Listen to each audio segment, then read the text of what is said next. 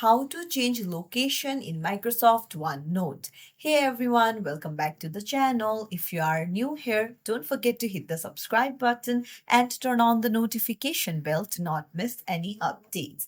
So if you want to change the location in your Microsoft OneNote, then you'll need to change the time zone. So I'll show you how to do it. Let's dive right in.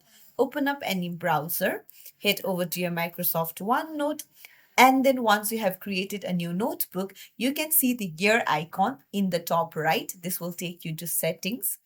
And then you can see change your language. You'll need to tap on that.